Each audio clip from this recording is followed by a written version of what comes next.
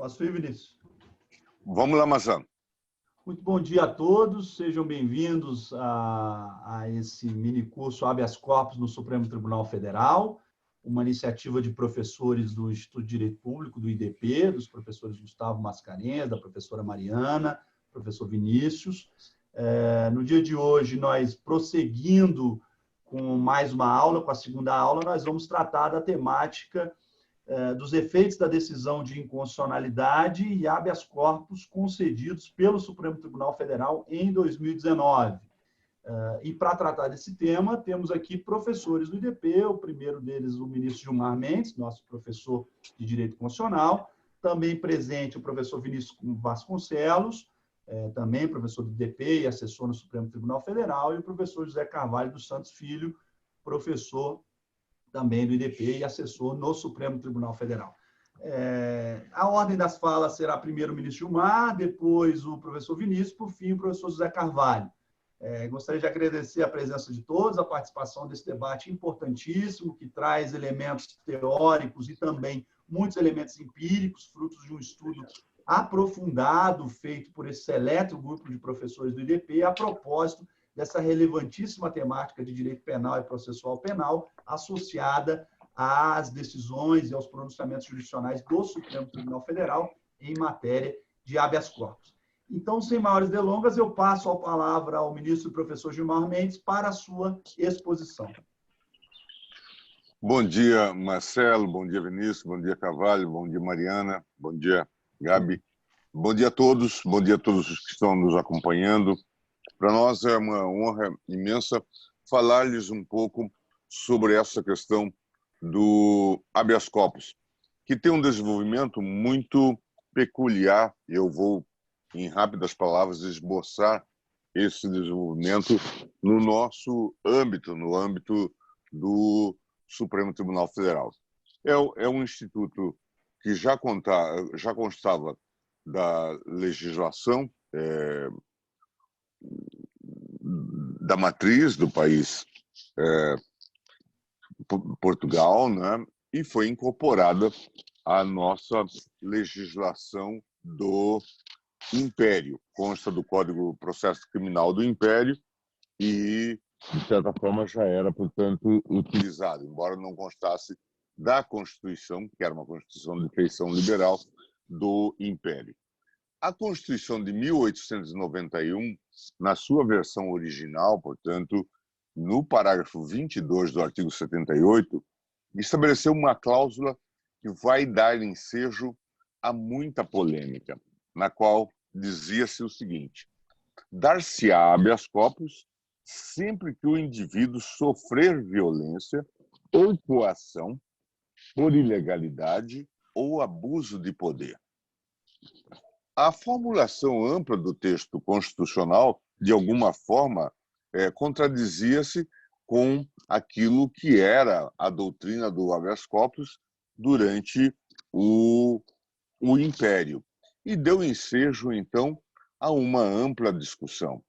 Alguns diziam o texto tem que ser aplicado de maneira o mais literal possível. Portanto, cabe habeas corpus toda vez que houver violência ou houver coação por parte do poder público.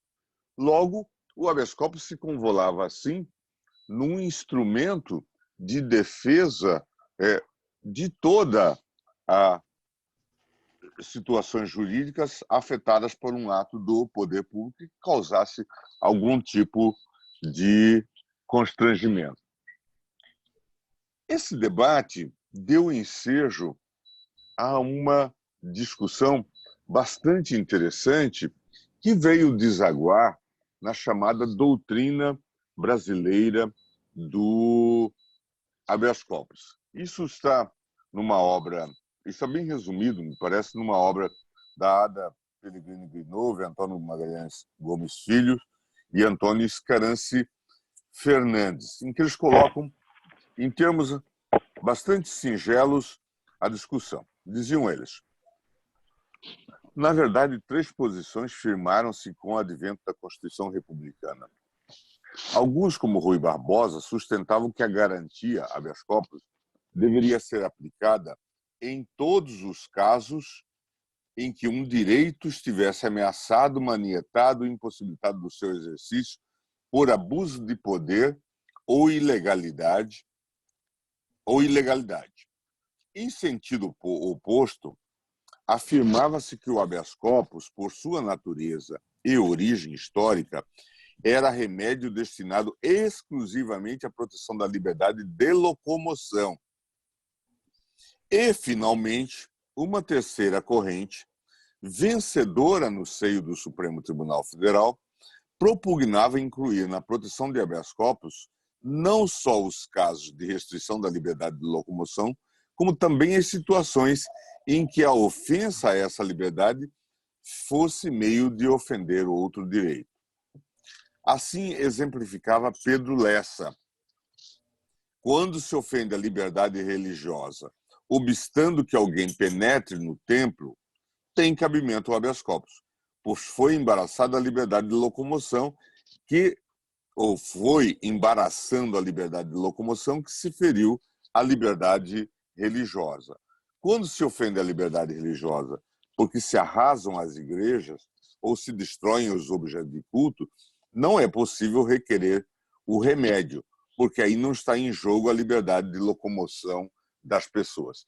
Em suma, o que se diz nesse interessante texto da professora Ada Pellegrini, do Gomes e do Antônio Scaranci? Que o Brasil, a partir do parágrafo 22 do artigo 72 da Constituição de 1891, adotou aquilo que passou a ser chamada a doutrina brasileira do habeas corpus, em que ela basicamente consistia era em afirmar, sim, a possibilidade de se usar o habeas corpus também quando envolvesse outros direitos, toda vez que houvesse, de qualquer forma, o envolvimento da liberdade de locomoção. Se formos dar 3 exemplos, vamos imaginar, ou 2 exemplos, vamos imaginar que nós estivéssemos no IDP e quiséssemos sair do prédio do IDP para irmos à catedral, portanto, em procissão, e para participarmos eventualmente de uma missa. E tivéssemos um impedimento. Autoridades policiais impedissem esse deslocamento. Segundo a doutrina brasileira do habeas corpus, caberia habeas corpus, porque subjacente ao direito de liberdade religiosa que nós queríamos exercer, ou melhor, subjacente a esse direito estaria a liberdade de locomoção. Se nós quiséssemos sair, não em procissão, mas agora em manifestação pela esplanada dos ministérios, e sofrêssemos um deslocamento, também nós poderíamos invocar tivéssemos impedido esse deslocamento, nós poderíamos também invocar o habeas corpus, porque a liberdade de locomoção estaria sendo cerceada. Se quiséssemos fazer uma manifestação na Praça dos Três Poderes, supondo esse mesmo ponto de deslocamento no IDP, e tivéssemos um impedimento, caberia também aqui o habeas corpus, porque a liberdade de locomoção estaria sendo afetada, ainda que houvesse um outro direito subjacente, que era a liberdade de reunião. Portanto, a doutrina brasileira do habeas corpus, se não subscreveu na literalidade o que estava no parágrafo 22 do artigo 72 da Constituição, como queria Rui Barbosa, optou por uma versão mais abrangente e não fez uma ablação do texto constitucional como pretendiam algumas correntes. E isto se consolidou no Supremo Tribunal Federal, isso depois se pode estudar, a partir de 1909, 1910. Portanto, é uma doutrina que fica intermediária entre a leitura literal do texto do parágrafo 22 do artigo 72 da Constituição de 1891 e uma leitura que pretendia que, de fato, o habeas corpus fosse lido de maneira bastante restritiva para servir tão somente à proteção da liberdade de locomoção. A doutrina brasileira do habeas corpus, portanto, é uma versão, ainda que intermediária, ampliada do habeas corpus, que vai permitir que ele seja utilizado para a proteção não só da liberdade de locomoção, mas também de outros direitos com eles conexos, toda vez que subjacente à liberdade de locomoção estivesse outro direito. Nos exemplos aqui citados, a liberdade religiosa, a liberdade de reunião, a liberdade de manifestação, de pensamento. Vocês podem até dizer, talvez aqui usando uma categoria mais moderna da dogmática alemã dos direitos fundamentais, que nesses casos em que houvesse um tipo de, vamos chamar assim, de cúmulo de direitos ou de concorrência de direitos, a liberdade de locomoção e outro direito, caberia também o habeas corpus. E isto se assentou, e essa doutrina brasileira do habeas corpus, ela vai ter a duração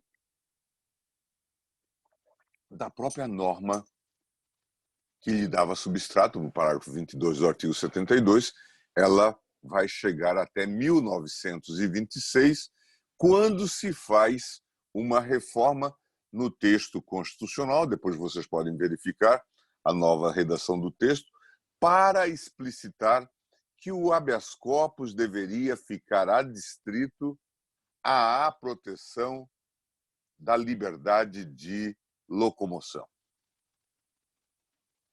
Portanto, e adstrito às questões, em princípio, penais e processuais penais. Essa vai ser a releitura que se vai fazer por força de uma emenda constitucional, salvo engano, realizada no governo do presidente Arthur Bernardes. Vai ser a única reforma que se vai fazer na Constituição de 1891. Haverá outras alterações nessa mesma emenda constitucional, mas essa emenda vai traduzir também uma preocupação, porque ao dizer-se isto, o habeas corpus fica restrito apenas à liberdade de locomoção, vai se perceber que agora, diante do âmbito de proteção mais amplo que havia, que faltará algo. E já no debate constituinte a propósito dessa temática, se vai colocar a proposta de aprovar-se algo que ali parece que se chamou mandado de garantia. Era esse o espírito, que virá a ser aprovado em 1934, portanto, na Constituinte de 34, esse instrumento que era uno, o habeas corpus fazia, portanto, de certa forma, múltiplas funções, agora se desdobra em habeas corpus e mandado de segurança. Aquelas lesões perpetradas pelo poder público que não se enquadram na forma do habeas corpus, portanto, relativos à proteção da liberdade de ir e vir ou à liberdade de locomoção, passam a ser protegidas no âmbito do mandado de segurança. Então, aqui nasce no nosso sistema, a partir dessa reforma, nasce no nosso sistema esse chamado mecanismo dual de defesa.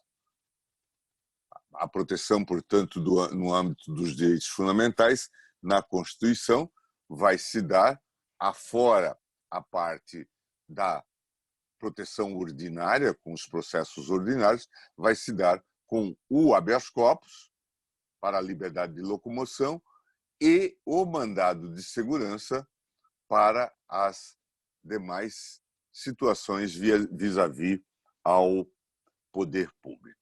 Esses pontos são importantes para a gente, então, explicitar um pouco essa evolução.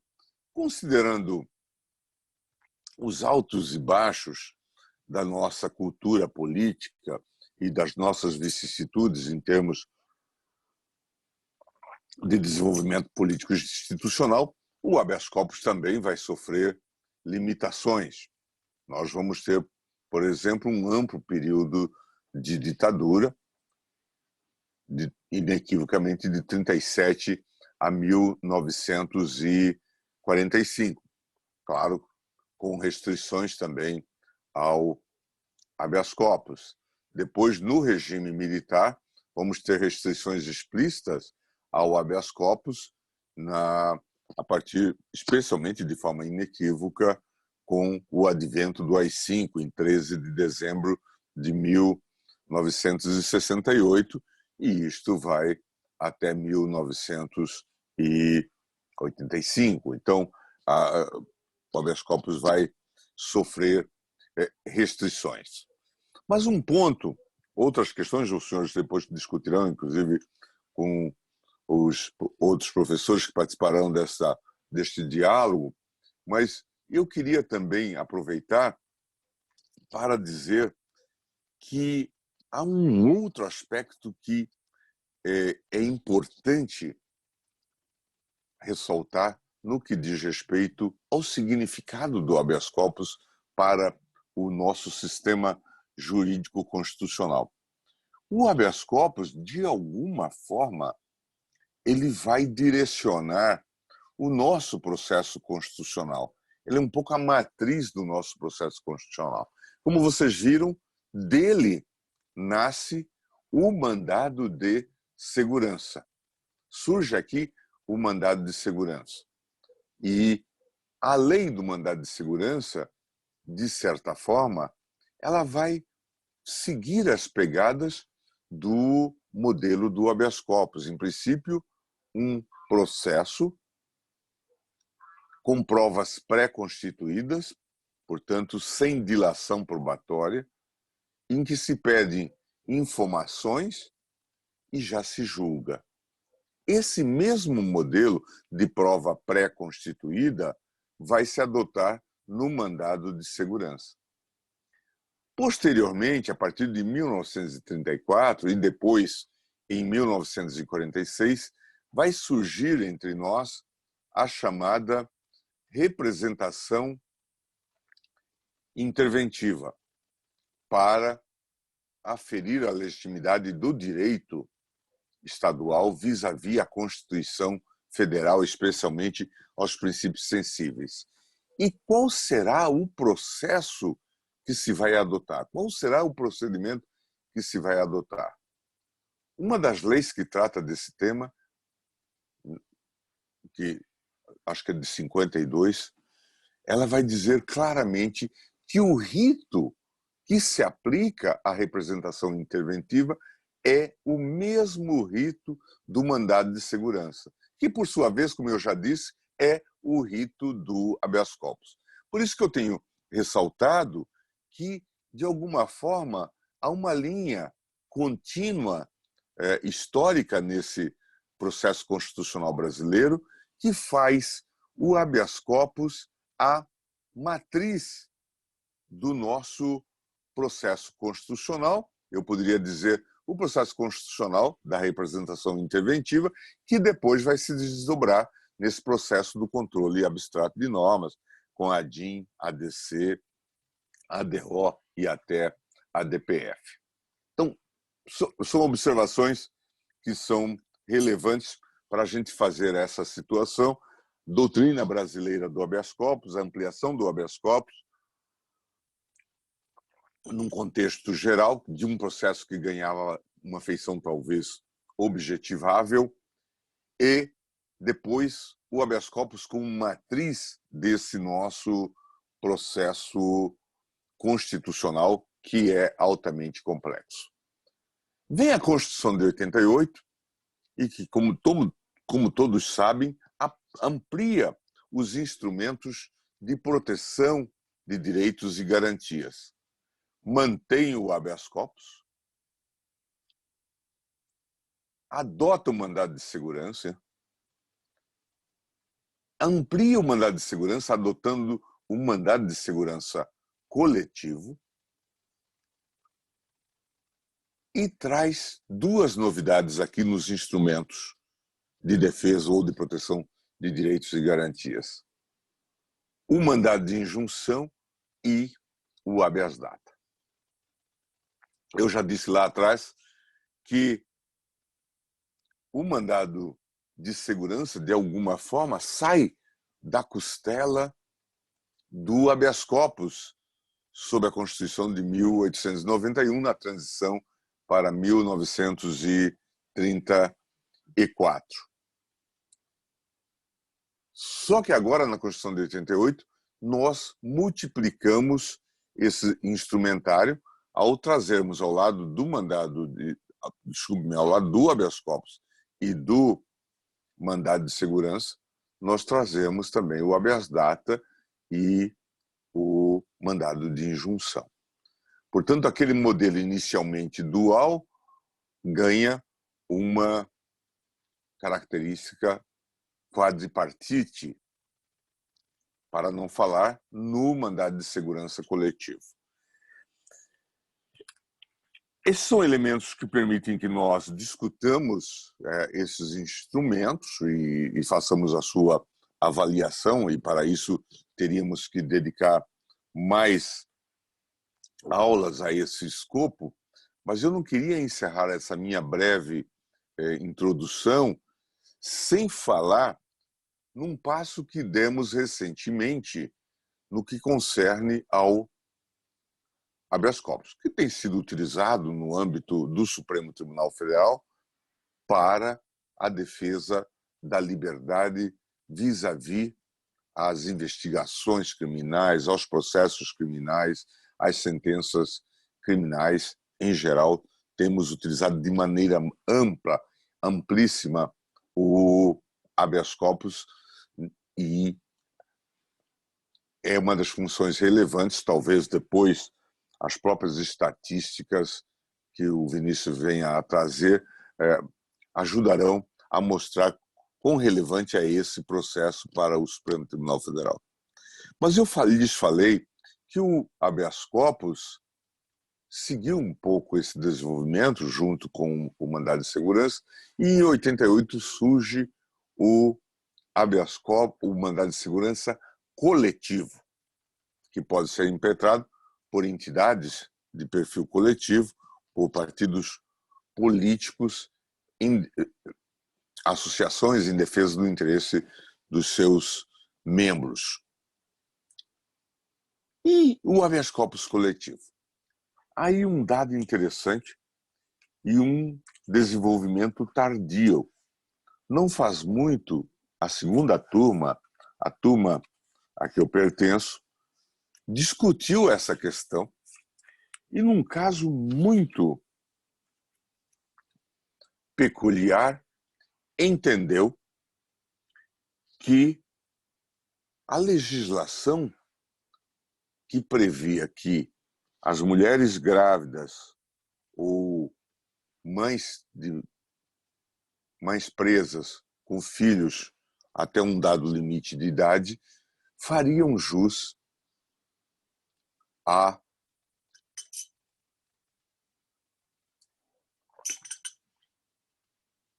um regime de prisão domiciliar ou algum tratamento mais benévolo do que a simples prisão. E a Defensoria Pública, então, impetrou um habeas corpus perante o tribunal, que caiu sob a relatoria do ministro Lewandowski, e o tribunal, então, discutiu essa matéria e entendeu de conceder agora uma ordem de caráter coletivo para que se reconhecesse às mulheres que estivessem naquela situação, é o habeas corpus 143.641, impetrado em favor das mulheres grávidas e mães de crianças presas. Mães presas de crianças, né? No país, concedendo-se a ordem para determinar a substituição da prisão preventiva por prisão domiciliar. Este é um caso em que se amplia agora o habeas corpus, dando-lhe a dimensão de um habeas corpus de caráter coletivo. Até então, nos casos de massa, o que acontecia éramos decidir um dado caso em habeas corpus e determinarmos que se fizesse a extensão. Foi o que ocorreu, por exemplo, no caso do habeas corpus contra as medidas que mandavam impor a lei, o artigo 2º da Lei dos Crimes Hediondos, que impunha o cumprimento da condenação em regime fechado para os autores de crimes hediondos. Este é até um caso muito interessante, e eu digo que se esse caso se lavrasse nos Estados Unidos, ele se tornaria um caso clássico, iria para para Hollywood, se tornaria realmente um caso relevante. Por quê? Este habeas corpus, que foi decidido pelo Supremo, foi decidido numa ação movida ela própria por um preso. Ele, preso, escreveu o habeas corpus. E aí eu quero chamar a atenção para uma peculiaridade desse processo e com isso também encerro a minha fala. O habeas corpus, como vocês podem perceber, normalmente ele tem uma estrutura muito peculiar do ponto de vista processual. Alguns autores, acho que a doutrina mais relevante, diz que o habeas corpus entre nós é uma ação popular. Portanto, o impetrante a faz e a impetra em nome de outrem, que é o paciente. Neste caso, porém, o paciente era também o impetrante. E ele trouxe essa matéria para o Supremo, da relatoria do ministro Marco Aurélio, e o Supremo concedeu esta medida, dizendo que era inconstitucional o artigo 2º da Lei dos Crimes Hediondos, que impedia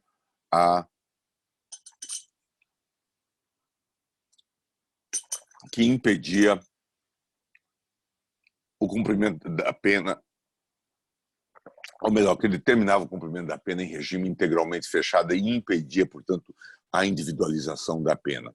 Neste caso, após o julgamento, no mesmo dia, o tribunal tirou uma resolução e determinou que todos os relatores individualmente pudessem conceder a ordem de habeas corpus monocraticamente, reconhecendo que, a partir daquele momento, a sua decisão, declarando a inconstitucionalidade, tinha um efeito mais abrangente, que não se limitava às partes do processo.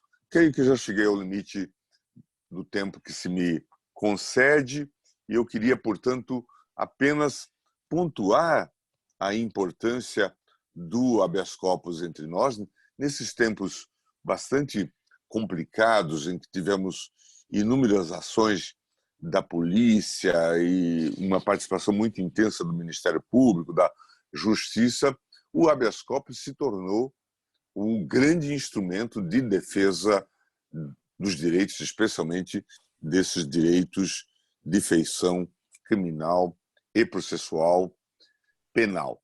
e também se tornou a grande genie, digamos assim, porque a concessão da ordem de habeas corpus passou a ser muitas vezes vilipendiada e criticada como se fosse um instrumento de concessão ou de reconhecimento indevido de direitos. Espero que nós tenhamos depois outras oportunidades para falar sobre essa temática, mas fico por aqui e agradeço o convite e a oportunidade. Professor Gilmar Mendes, muito obrigado pela sua participação, com essa fala excepcional a propósito da evolução histórica do habeas corpus no direito brasileiro, questões conceituais em torno desse relevantíssimo remédio constitucional e também uma abordagem a propósito de alguns casos mais relevantes proferidos em momentos mais recentes pelo Supremo. Sei também, professor, que o senhor precisa se ausentar, tem um outro compromisso. Eu gostaria de agradecer imensamente a sua participação, a sua fala na manhã de hoje. Eu, sem maiores delongas, vou passar a palavra ao professor Vinícius Vasconcelos, nosso querido professor no IDP, que vai agora trabalhar algumas questões mais empíricas e trazer alguns dados a propósito do processo de decisões de habeas corpus no âmbito do Supremo Tribunal Federal. Professor Vinícius, por favor. Bom dia a todos. Eu gostaria também de cumprimentar e de agradecer. É uma alegria enorme compartilhar esse momento e essa fala com todos vocês. Primeiro, agradecer ao ministro Gilmar pela participação, por ter aceitado o convite de falar para todos nós e também por toda a experiência, a honra de poder participar da equipe ali no gabinete, no Supremo. É sempre uma alegria enorme. E também todos os demais colegas, Mariana, Gustavo, meus amigos próximos e há bastante tempo. É uma alegria estar com vocês e compartilhar tantos projetos legais e tantos projetos interessantes. José, também é uma alegria enorme compartilhar contigo essa mesa e toda a experiência que a gente tem vivido nesses últimos anos. E Marcelo, meu coordenador ali no IDP, obrigado por toda a confiança e por todo o apoio nos projetos sempre. Então, na minha fala, eu vou expor um pouquinho alguns dados sobre as concessões de habeas corpus em 2018 e em 2019. Na verdade, essa foi meio que a origem, ou pelo menos uma das ignições do livro que a gente publicou em 2019, organizado por mim, pelo Gustavo, pela Mariana e pelo Rafael, sobre habeas corpus concedidos no STF, que é esse livro aqui, publicado pela editora RT faz algum ano passado. A gente fez essa pesquisa empírica com dados do STF. Eu peço desculpa pelo barulhinho, tem um barulhinho aqui do pessoal no condomínio passando um spray, um negócio para desinfetar tudo do Covid. É que depois vai chegar mais perto que acho que vai fazer mais barulho, mas estou só avisando previamente, né? Então, esse livro a gente organizou a partir de uma pesquisa. O STF ele divulga os dados e vários dados interessantes sobre habeas corpus, e dessas tabelas existe uma lista das concessões. Todas as concessões estão listadas, somente com o número, com quem deu a decisão, o relator, e sem maiores informações. Então, eu e mais 3 colegas, eu, o Gustavo, o Caio e o Áquila, que também trabalham ali no STF, a gente pegou essa tabela em 2019, a tabela sobre os HCs concedidos em 2018, e analisou todos esses HCs. A gente entrou um por um, viu qual é que foi o mérito da decisão, qual foi o tema, e a partir disso a gente fez uma tabela do Excel com todos esses dados. A gente contratou uma empresa júnior da UNB de estatística, a Stat, com alunos de estatística para fazer os gráficos e tudo mais. E aí, a partir disso, a gente conseguiu fazer um desenho de quais são os principais temas concedidos pelo STF em habeas corpus, tanto pelas turmas quanto pelos ministros individualmente de modo monocrático. Aí, a partir disso, no livro de habeas corpus, a gente convidou outros assessores e outros juízes que trabalham ali no STF para analisar cada um desses temas. Então, esse foi mais ou menos o espírito do livro e o espírito desse curso que a gente organizou aqui no IDP pelo sistema do Zoom, pela videoconferência com tantos colegas que eu gosto tanto. Então, eu vou compartilhar a tela aqui, espero que tudo corra bem nesse sistema. Apareceu? Tá tudo certinho aí? Sim, beleza. Então, vou falar sobre habeas corpus no Supremo Tribunal Federal. Eu sou vinculado ao IDP, sou professor da graduação, do mestrado e do doutorado aqui em Brasília, no Instituto de Direito Brasiliense de Direito Público, e também sou vinculado ao UEG, a Universidade Estadual de Goiás, ali em Goiânia, Aparecida de Goiânia. O habeas corpus, ele é um mecanismo muito importante e ele é visto como um dos principais meios de proteção dos direitos fundamentais em um Estado democrático de direito. Como o ministro Gilmar falou, durante os períodos ditatoriais e autoritários, um dos principais passos da ditadura e do regime autoritário é restringir o habeas corpus. E isso tem um motivo muito claro. O habeas corpus ele é um mecanismo rápido, de fácil acesso e célere para que tribunais, juízes de primeiro grau, desembargadores, ministros, para que todos esses atores se manifestem sobre a ilegalidade das prisões. E de atos, no geral, como o ministro bem falou, o habeas corpus foi se expandindo para ser um controle mais amplo sobre atos ilegais praticados pelo poder punitivo estatal. Então, o habeas corpus, ele é uma ferramenta muito importante. E no Supremo, ele acaba ganhando um papel primordial. Ainda que ele não seja uma das principais ações, né, de controle de constitucionalidade, uma daquelas ações clássicas de controle concentrado, ou recurso extraordinário, que podem ser talvez as principais funções do STF, o habeas corpus ele entra ali meio de colateral, de colega na jogada, e ele acaba assumindo em âmbito penal uma função primordial. Se a gente for analisar a grande maioria dos precedentes do STF em matéria penal foram decididos em habeas corpus. Então, posso citar para vocês todas as questões relacionadas a drogas, a lei de drogas, regime integralmente fechado, vedação à liberdade provisória, execução provisória da pena também, que agora foi em ADCs, mas nos dois precedentes anteriores foi em HC. Questões relacionadas à colaboração premiada, que é um tema que eu gosto bastante. Várias questões foram tratadas em habeas corpus, como a natureza jurídica da colaboração premiada, a ordem das alegações finais quando tem colaborador, que foi um dos temas mais recentes, questões relacionadas à insignificância, direito ao silêncio, limite de superlotação de internação de adolescentes em estabelecimentos, que também é um caso muito interessante, um HC coletivo, que está sendo julgado pela segunda turma. Tudo isso foi julgado em habeas corpus. A ministra Carmen costuma falar, e nesse HC ela disse, que está na tela, que quando se fala em habeas corpus, a gente está a falar sobre algo que é a própria história do Supremo, que é a história da liberdade e a história do habeas corpus, para ressaltar a importância desse mecanismo no âmbito do Supremo. Ao mesmo tempo, no âmbito internacional, a Corte Interamericana ressalta fundamentalmente a importância do habeas corpus. Em vários julgados, a Convenção Americana prevê a necessidade de um meio rápido e célere e simples para impugnar ilegalidades estatais, e o habeas corpus é ele. E em vários casos, como esse, Vélez Lor versus Panamá, de 2010, a Corte Interamericana ressaltou a importância do habeas corpus.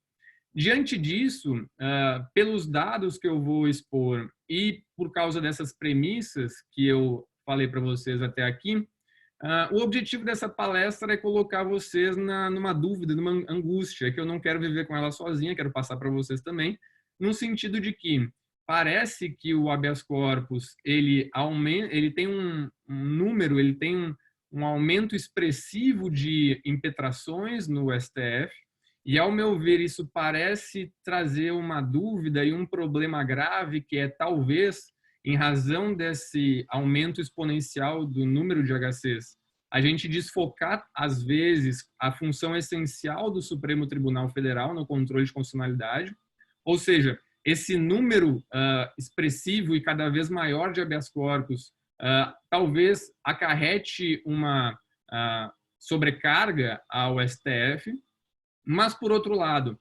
restringir o habeas corpus é algo que pode trazer muitos problemas, tendo em vista a importância desse mecanismo para a fixação de precedentes da jurisprudência penal no STF. Então, nessa pesquisa, eu vou expor dados para vocês para ver como o STF age em relação ao habeas corpus E depois eu vou passar a palavra para o José, que vai falar um pouco sobre o controle de constitucionalidade, como as decisões em habeas corpus tomadas pelo STF estão tendo cada vez mais uma força vinculante, e talvez isso seja um caminho para uma solução desse meu problema que eu vou passar para vocês aqui. Então, a metodologia da pesquisa foi essa, a gente preparou esse problema, a gente traçou essa necessidade de verificar os dados dos habeas corpus. E eu acho interessante falar para vocês que no Brasil a gente tem, às vezes, poucos dados e pouca base empírica para as decisões que a gente toma no direito. E por isso eu sugiro para vocês alguns livros interessantes e falo para vocês alguns problemas que normalmente eu vejo quando oriento em nível de graduação, de mestrado, doutorado. Como o direito ele é uma ciência social aplicada e muito prática, que busca resolver problemas concretos, às vezes a gente pega alguns cacoetes e alguns vícios da atuação prática, da advocacia, da atuação como juiz, como o que for, e a gente acaba trazendo para o âmbito científico. E esse é um ponto que a gente precisa tomar um certo cuidado. A gente tem, às vezes, uma ideia de que para fazer uma pesquisa jurisprudencial, eu posso entrar na internet, jogar no Google o tema, verificar um precedente ou uma decisão de um tribunal, outra decisão de outro, colocar tudo no artigo como se fosse uma petição, mas na verdade não é. Para a gente conseguir fazer uma pesquisa jurisprudencial com consistência científica, a gente tem que ter um método, tem que traçar uma análise, tem que definir um problema e tem que selecionar uma amostra que seja confiável. E aí, para fazer isso, eu sugiro algumas coisas para vocês. Sempre é interessante dar caminhos para vocês expandirem as pesquisas. Eu sempre sugiro para os meus orientandos esse livro do Saulo de Carvalho, que é muito interessante, Como Não Fazer um Trabalho de Conclusão de Curso, que ele fala sobre esses problemas que a gente tem, às vezes, aqui na ciência brasileira. Sobre metodologia, esse livro aqui é espetacular. Ele não é aquele livro chato de ABNT, aquele negócio todo, que é importante, mas é meio chato. Ele faz uma pesquisa com artigos muito interessantes sobre como se fazer pesquisa jurisprudencial, como se fazer análise de caso e etc. E eu sugiro também uma revista, que é a Revista de Estudos Empíricos em Direito, que publica artigos só com estudos empíricos, só com dados, que é muito interessante. Então, a nossa pesquisa se baseou um pouco nessa metodologia, nessa preocupação. A gente pegou lá no site do STF, se vocês entrarem, o STF já está tomando algumas medidas para tentar consolidar os dados, apresentar mais estatísticas, e isso é muito bem-vindo. Se vocês entrarem no site do STF e forem ali na aba Estatística, vai abrir esse menu onde vocês podem ver muitas coisas interessantes, como, por exemplo, aqui nesse link de HC, vocês conseguem baixar os dados dos habeas corpus e essa tabela das concessões. E, além disso, aqui você consegue achar muita coisa interessante para fazer pesquisa. Então, a gente entrou aqui, baixou essa tabela de HC. Em 2019, a gente fez essa pesquisa analisando os HCs concedidos em 2018. E agora, em 2020, a gente refez essa pesquisa analisando os HCs concedidos em 2019. Esse é um primeiro ponto interessante. A gente analisou somente habeas corpus concedidos. Então, a nossa amostra é uma amostra bem específica. A gente não analisou os que foram negados, os que foram prejudicados ou outros casos. Então, para começar os dados específicos, a gente pegou, desde 2009 até 2019, o número de impetrações, o número de concessões. Em 2018, que foi o primeiro ano que a gente analisou, foram 642 habeas corpus concedidos no STF inteiro. Então, a gente pegou esses 642 e analisou um por um para ver quais foram os temas, se teve manifestação da PGR favorável ou negativa, se foi julgado na turma ou se foi julgado monocraticamente, e etc. Vários dados interessantes. Em 2019, a gente já vê que houve um aumento do número de concessões, foram 923 em 2019, e a gente pegou também essas 923. Algumas informações interessantes que a gente pode tirar dessa tabela. A gente percebe, primeiro, um aumento bem forte do número de impetrações. Desde 2009, a gente tinha menos de 5 mil, chegando até 13 mil em 2018. Então, 13 mil habeas corpus impetrados no STF no ano. Se a gente tem 11 ministros, tira um, que é presidente, que não analisa tanto o habeas corpus, muito excepcionalmente. Então, a gente vai ter 10 ministros analisando 11 mil habeas corpus. Se a gente pegar 10 meses, tirando as férias, etc., vai dar 1.000 e poucos habeas corpus por ano, por ministro. Por mês vai dar 100 e tantos, 100, 150 habeas corpus por ministro. Então, percebam que isso, se for haver uma análise colegiada na turma, isso seria completamente inviável. E aí a gente percebe que, desde 2009 até agora, um outro fenômeno muito evidente é a tendência de monocratização das decisões. Se a gente for olhar lá nos primeiros anos, a gente tinha mais habeas corpus concedidos de modo colegiado, ou seja, julgado pelas turmas, do que monocrático. E isso foi se invertendo, até chegar aqui em 2015, onde foi meio a meio, 158, 158, e a partir de 2016 o número de monocráticas começou a disparar. As decisões, as concessões foram feitas muito mais monocraticamente.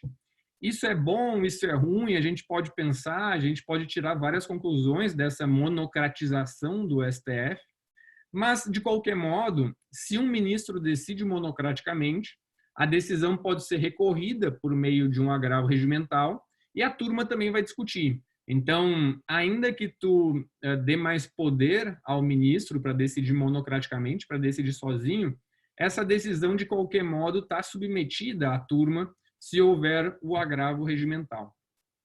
Aí a gente comparou o número de concessões com o número de HCs impetrados e a gente chegou no percentual. Ainda que o número absoluto de concessões tenha aumentado nos últimos anos, o percentual diminuiu. Percebam que houve um maior percentual de concessões ali em 2012, 2013, onde mais de 10% dos habeas corpus impetrados eram concedidos. Então, imaginem, 10% é um número bem alto de concessões. E isso foi diminuindo, chegando até 4,5% em 2018, que foi o menor nível, e aí em 2019 voltou a aumentar um pouquinho, provavelmente também por causa da mudança de entendimento ali de execução provisória, que teve algum impacto aqui nessas concessões. Aqui a gente consegue ver de um modo mais claro essa tendência de monocratização das decisões. Até 2015 a gente tinha mais decisões colegiadas.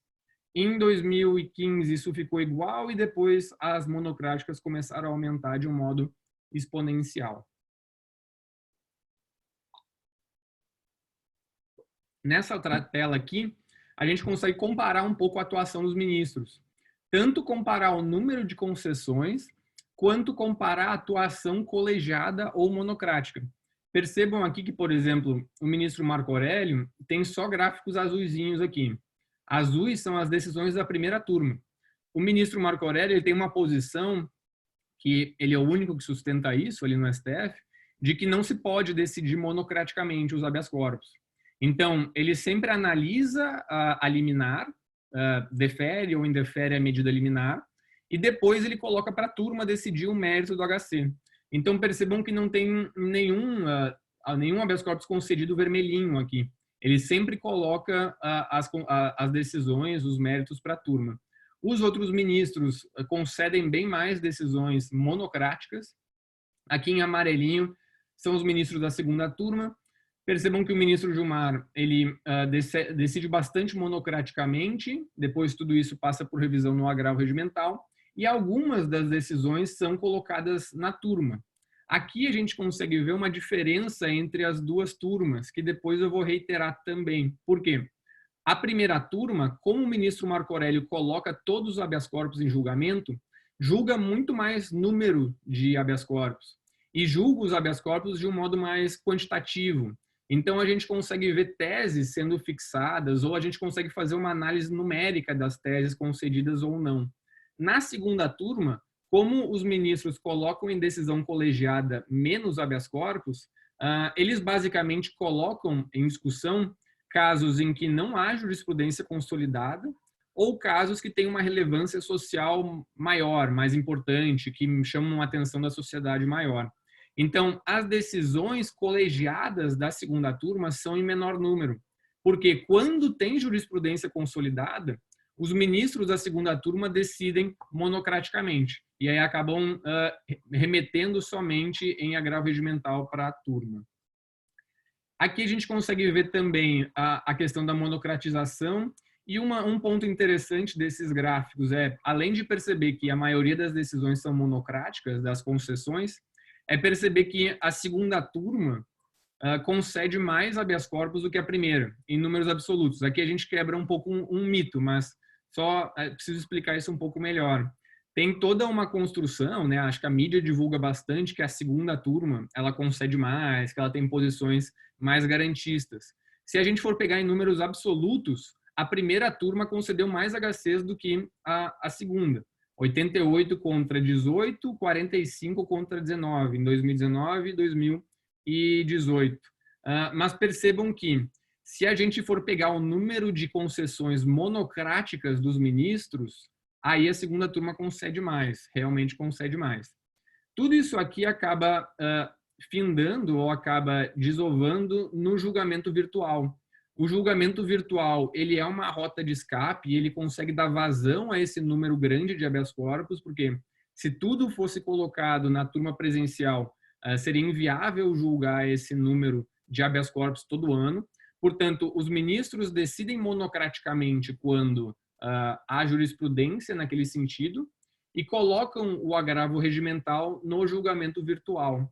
O plenário virtual e as turmas virtuais já tinham uma atuação ampla e bastante consolidada nos últimos anos, e agora, com a questão do isolamento e da pandemia do Covid, o virtual foi ainda mais ampliado, inclusive com a possibilidade de se incluir méritos e discussões, inclusive mais divergentes no virtual. Aqui a gente consegue ver alguma coisa relacionada aos pareceres do MPF. Em somente 25% dos casos, os pareceres são solicitados nos habeas corpus, ainda que o procedimento mais ou menos ordinário de julgamento de habeas corpus tenha a solicitação de informações para a autoridade coatora, a solicitação do parecer para o MPF. Isso é discricionário para o ministro relator, o ministro pode escolher, ou a ministra pode escolher, se pede o parecer ou se não pede. Eles são pedidos somente em 25% dos processos.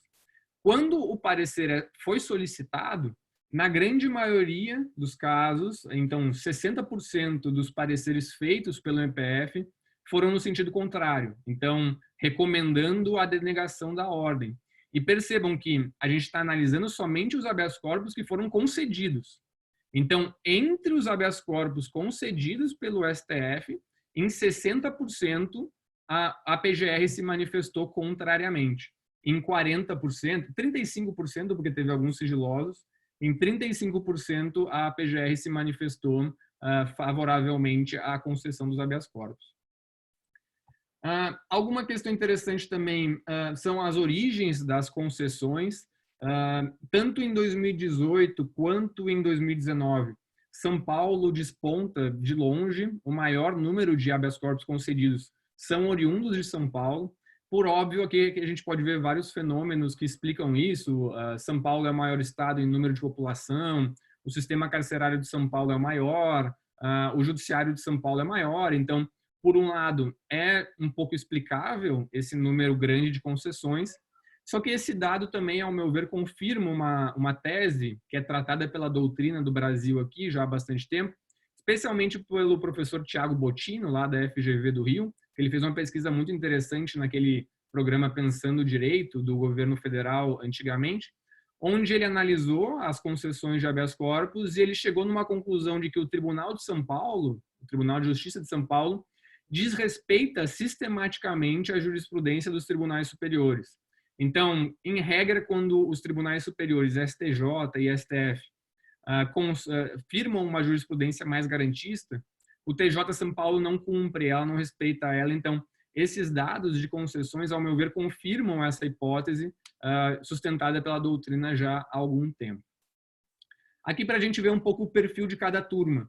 Na primeira turma, como eu falei para vocês, o ministro Marco Aurélio leva os habeas corpus de um modo, como regra, de um modo geral, e percebam que assim ele acaba adotando uma proeminência muito forte na primeira turma. Em 2018, a gente ainda teve algumas concessões de relatoria de outros ministros, 2 do ministro Barroso, uma da ministra Rosa, uma do ministro Fux. Mas em 2019, basicamente todas as concessões foram de relatoria do ministro Marco Aurélio. Tanto ele, quando ficou vencedor, como quando ele ficou vencido e aí outro ministro assumiu a redatoria do acórdão. Mas percebam então que todas as concessões da primeira turma foram levadas pelo ministro Marco Aurélio, tanto ele quando fica vencedor ou quando ele ficou vencido e outro ministro fez o acórdão. Na segunda turma, o panorama já é um pouco mais diverso, né? Um pouco mais plural. Os outros ministros também levam, ainda que a gente possa perceber que o ministro Gilmar, especialmente em 2019, foi quem mais levou os casos à discussão, né? Os casos à discussão em habeas corpus. Em 2018, a gente teve alguns concedidos de relatoria do ministro Toffoli, ministro Lewandowski, Fachin, ministra Carmen voltou para a segunda turma já em setembro, então em 2018, esses dados sobre a ministra Carmen não são tão completos. Em 2019, a gente percebe que o ministro Gilmar adotou ou tomou uma proeminência maior, com 11 habeas corpus que foram levados por ele, e outros levados pelos outros ministros, o ministro Ricardo, ministra Carmen, também levaram casos para julgamento na turma. Sobre unanimidade e divergência nas turmas, que também é um dado interessante. Entre as ordens concedidas, e isso é um ponto importante de a gente perceber também, entre as ordens concedidas nas turmas, em modo colegiado, a maior parte das ordens foram por maioria, tanto em 2018 quanto em 2019. Em 2019 já ficou quase meio a meio, maioria ou unânime. Isso é um ponto interessante porque existem também pesquisas empíricas que falam sobre uma síndrome da unanimidade nos tribunais, especialmente em tribunais de segundo grau. E eu cito, por exemplo, a pesquisa da professora Manuela Abate, da Universidade Federal de Pernambuco. Na dissertação de mestrado dela, ela analisou esses habeas corpus concedidos pelo Tribunal de Justiça de Pernambuco e viu que 90 e tantos % dos HCs analisados foram decididos por unanimidade. E aí ela descreveu esse fenômeno da síndrome da unanimidade. No STF, a gente pode perceber que os casos são bastante discutidos quando levados à turma ou ao plenário. Então, a gente tem esse dado de que a boa parte das decisões foram por maioria. Só que a gente tem que perceber algumas coisas importantes. Aqui a gente pegou somente habeas corpus concedidos. Se a gente for pegar também os negados e os agravos que foram negados na turma virtual, no virtual o número de unanimidades é bem maior. No virtual, certamente 90 e tantos % das decisões colegiadas são por unanimidade. Então, esse retrato aqui é um retrato bastante específico. São as ordens concedidas presencialmente e concedidas, HCs concedidos. Agora, analisando o perfil de cada ministro. Os ministros adotam perfis bem diferentes para lidar com os habeas corpus. Tem ministros que concedem mais, tem ministros que concedem menos. Primeira observação importante. O ministro Marco Aurélio não consta nessa tabela aqui, porque, como eu falei para vocês, ele não concede habeas corpus monocraticamente. Ele defere as liminares e coloca na turma. Se a gente for ver as liminares deferidas pelo ministro Marco Aurélio, certamente ele estaria entre os primeiros lugares, porque ele defere um número expressivo de medidas liminares, né, de liminares. Considerando as decisões monocráticas, o ministro Gilmar foi o ministro que mais concedeu, tanto em 2018 como em 2019. Ele concedeu por volta de 30% das ordens. Então, entre as 542 habeas corpus concedidos em 2018, 188 foram pelo ministro Gilmar. O ministro Lewandowski foi em segundo, depois o ministro Fachin, ministro Alexandre, e outros ministros concedem menos, como, por exemplo, o ministro Fux e a ministra Rosa, que tanto em 2018 como em 2019 concederam menos ordens de habeas corpus. Por que isso acontece? Eles têm uma visão mais restritiva do cabeamento de habeas corpus no STF. Eles sustentam que o STF somente pode decidir em habeas corpus de modo bem excepcional, quando a Constituição regula de um modo expresso e quando se cumpre toda a escadinha que o Gustavo sempre fala nas aulas de habeas corpus, aquela escadinha de competência para ir subindo até chegar no STF. O barulho está chegando aqui na porta, eu acho que vai dar um pouquinho de barulho agora, mas eu vou continuando. Aqui a gente percebe essas diferenças das concessões entre 2018 e 2019. E aqui a gente vê os principais fundamentos das concessões. O principal tema de concessão, tanto em 2018 como em 2019, foi relacionado ao fundamento de preventiva. Certamente esse é o tema essencial do habeas corpus, tutelar a liberdade e tutelar os casos de prisão preventiva e prisão cautelar, etc. Os outros temas mais relacionados e mais analisados foram relacionados à dosimetria, regime mais benéfico, as súmulas do STF, que tratam de regime que são sistematicamente desrespeitadas, por isso o STF concede as ordens, e alguns outros casos relacionados à execução provisória, o HC coletivo de mães e gestantes, que também ocasionou algumas decisões monocráticas depois. Depois a gente analisou também como cada ministro se manifesta, e aí eu já estou estourando o meu tempo, vou passar a palavra para o Marcelo, depois para o José, e deixo aqui para vocês o livro de habeas corpus publicado pela RT em 2019. Sugiro também para vocês que acessem a Revista Brasileira de Direito Processual Penal, que é uma revista que eu atuo como editor-chefe. Se vocês entrarem na internet e jogarem no Google, vocês conseguem baixar todos os números da revista, que é uma revista de acesso aberto, com os artigos disponíveis. E fica também meu e-mail para quem quiser entrar em contato, estou à disposição, meu Instagram. E no meu academia.edu tem todos os meus artigos, toda a minha produção, para quem quiser baixar e para quem quiser continuar a debater, vai ser sempre um prazer. Então, agradeço a vocês pela atenção até aqui. Professor Vinícius, muito obrigado pela sua participação, pela brilhante exposição. Gostaria de cumprimentar você e os autores dessa pesquisa, que é extremamente ilustrativa, é esclarecedora e, por vezes, surpreendente a propósito da concessão de habeas corpus no âmbito do Supremo Tribunal Federal. Chama a atenção, professor Vinícius, impressionante, o que chama a atenção é a redução do percentual de concessão de habeas corpus no âmbito do Supremo. Quer dizer, de 2013 para 2019, a gente tem uma redução aí de 12%, 13% para 7%, com 4% ali em 2018. É impressionante esses números, especialmente para quem não é da área ou quem não estudou isso. E eu não sei se você me permitiria fazer a pergunta de se vocês se debruçaram nas razões pelas quais isso aconteceu. É só pelo aumento do número absoluto? Houve uma inclinação do Supremo para um menor garantismo? Alguma razão para isso ou efetivamente não foi algo que vocês tenham pensado? Eu acho que os motivos são vários. Certamente tem várias questões envolvidas, como composição do STF desde lá de 2008, com mudanças que foram de ministros e de leitura sobre habeas corpus. Também teve aquele período aí no meio em que a primeira turma adotou aquela posição de não aceitar o cabimento de habeas corpus substitutivo de RHC ou substitutivo de outros recursos. Então, essas mudanças de posicionamentos acabam gerando essa mudança nos números. E o número de impetrações também, especialmente quando teve as divergências sobre a execução provisória da pena, né, que houve a mudança do precedente em 2016. Alguns ministros continuaram concedendo os HCs, mantendo as suas próprias posições. Isso acho que foi um motivo também do aumento do número de impetrações, e isso acaba gerando um impacto no percentual, aumentando o número de impetrações e as posições ficam mais ou menos mantidas, acaba diminuindo o percentual do número de concessões. Mas certamente são vários os fenômenos relacionados e a tua pergunta é muito interessante, Marcelo. É impressionante, realmente, Vinícius, isso chama atenção. Outra coisa que chama atenção para quem não é da área penal e processual penal é o ministro Fachin. O ministro Edson Fachin efetivamente se posicionando na segunda colocação em 2019 como o ministro que mais deu ordem de habeas corpus, atrás apenas do ministro Gilmar.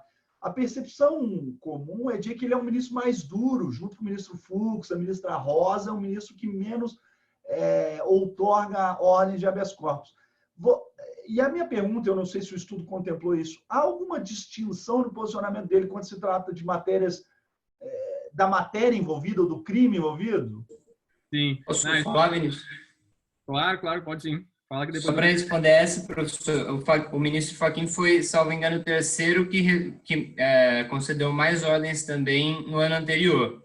Mas no ano passado ele teve 34 ordens concedidas por um caso específico de acesso à Câmara dos Deputados. Mesmo sem essas ordens, ele ficaria ainda em terceiro lugar, salvo engano. Mas o ministro Fachin se dedica bastante à questão da dosimetria da pena. Ele refaz bastante dosimetria da pena nos habeas corpus dele. E a gente percebe que, afora questões relacionadas a crimes econômicos, ele é mais duro nessas questões, mas ele é mais flexível em outras questões, sim. Só um adendo muito rápido, desculpa até invadir a fala do Vinícius, a gente criou um perfil no Instagram, @pensandoemhabeas, para a gente discutir todos os aspectos dessa pesquisa e a jurisprudência em habeas. Então, quem se interessar mais pela pesquisa e tal, tem esse perfil @pensandoemhabeas, que a gente, a partir de hoje, vai discutir essa pesquisa lá. Desculpa, Não, mas a gente tem que debater mesmo, e tu participou da pesquisa e certamente tem muito a contribuir. Acho que existe um perfil um pouco diferente relacionado à matéria, quando são casos relacionados a operações. O ministro Fachin tem algumas posições talvez mais rigorosas. E também o tema da ordem, da questão discutida no habeas corpus mesmo. Ele acaba concedendo mais, como o Gustavo falou, em temas relacionados à dosimetria em tráfico. Se a gente for olhar também o perfil do ministro Barroso, é bastante assim, as concessões do ministro Barroso são bastante relacionadas a pequenos traficantes, que ele tem uma posição bastante garantista com relação a isso. Então, é realmente interessante. Quando a gente apresentou esses dados para os ministros, no ano passado a gente fez o lançamento ali no STF, eles foram e ficaram olhando. Até o ministro Alexandre também olhou e disse, nossa, eu fiquei aqui, acho que ele ficou em quarto, né, ou quinto, ele disse, nossa, isso aqui eu não sabia, até é interessante, achei que eu ficasse mais abaixo, porque o ministro Alexandre também tem uma visão de que ele é mais rigoroso, né, veio do Ministério Público, tudo. Mas todos os ministros são bastante plurais, e acho que mesmo os ministros que consideram menos ordens, como a ministra Rosa, o ministro Fux, eles têm também posições garantistas em alguns temas, e é mais uma questão, acho, com relação ao conhecimento do habeas corpus. Essa é uma diferença também entre a primeira e a segunda turma. A primeira turma, ela não conhece os habeas corpus como regra, ela não analisa o mérito. E sem analisar o mérito, por alguma questão formal, por alguma jurisprudência defensiva, acaba que não se chega a verificar a ilegalidade. A segunda turma acaba conhecendo os HCs, ela não adota tanto essas posições de jurisprudência defensiva, e conhecendo o habeas corpus, analisando a fundo, acaba vendo e acaba percebendo, reconhecendo mais ilegalidades. E por isso esse perfil diferente entre as turmas, que é muito interessante. Obrigado, Se me permitem um último. Eu acho que é muito interessante que a gente busque cada vez mais estudar os dados empíricos, né? Essa pesquisa que eu, Vinícius e mais 2 pesquisadores conduzimos, ela foi feita a partir de uma tabela que é pública, mas que ninguém nunca se interessou, talvez, em explorar. E ela entrega alguns aspectos, por exemplo, esse do ministro Fachin, trabalhar muito em dosimetria. O ministro Barroso, em 2018, concedeu 33 habeas corpus, dos quais 29 versavam tráfico de drogas.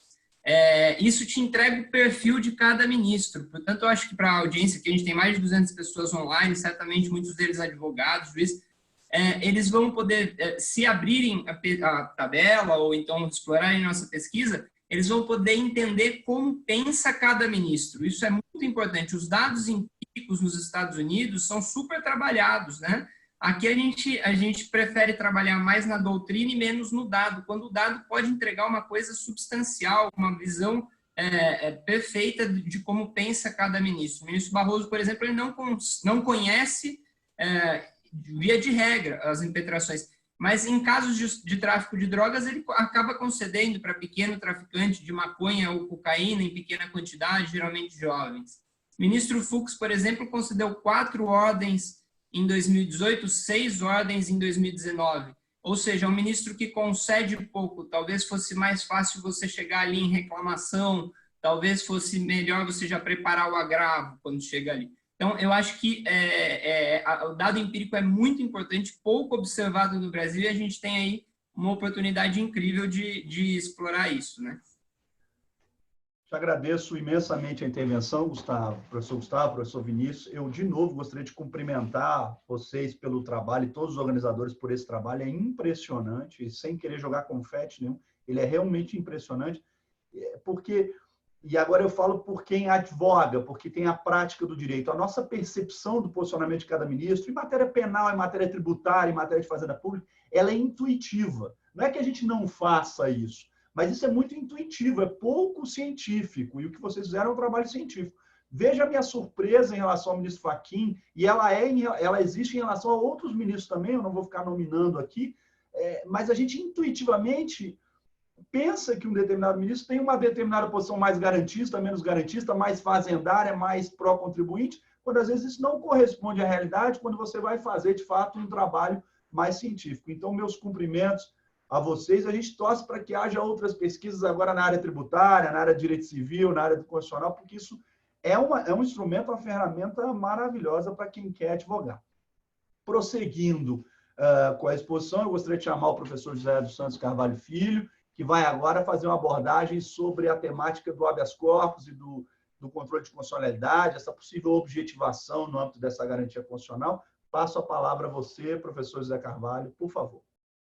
Obrigado, professor Marcelo. É uma grande alegria para mim estar aqui hoje. Eu estou me sentindo em casa. Primeiro porque, literalmente, eu estou em casa, mas também porque eu estou próximo de pessoas muito queridas para mim. O ministro Gilmar, que abriu esse evento hoje, é uma pessoa que eu estou acompanhando já há mais de 10 anos, profissional e academicamente. O professor Marcelo é o nosso coordenador lá do curso de Direito do IDP, que está sempre disposto a nos apoiar com os nossos projetos, para levar conhecimento e reflexões adiante junto com o nosso corpo discente. E os queridos amigos Vini, Mari e o Gustavo, que organizaram aí essa obra, para a qual eu tive a honra de contribuir com o artigo Os Efeitos da Decisão de Inconstitucionalidade em Habeas Corpus.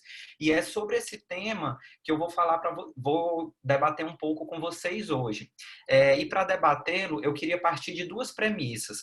Uma que já começou a ser desenvolvida pelo ministro Gilmar Mendes, aí falando sobre a doutrina brasileira do habeas corpus, como foram se desenvolvendo as ações constitucionais historicamente, primeiro com habeas corpus, depois mandado de segurança, depois veio a Constituição de 88, inseriu o mandado de injunção, habeas data, e aí eu queria complementar um pouco essa explicação para falar que a Constituição de 1988 ela fez uma verdadeira abertura procedimental da jurisdição constitucional, porque além de ampliar essas ações de controle difuso de constitucionalidade, que o ministro Gilmar já falou, ela ampliou ou fortaleceu também as ações de controle abstrato de constitucionalidade, ampliou os legitimados para a propositura de ADI, trouxe outras ações, ADC, ADPF, ADO, e além disso facilitou o acesso à jurisdição constitucional por meio do desenvolvimento de algumas instituições como juizados especiais, defensorias públicas.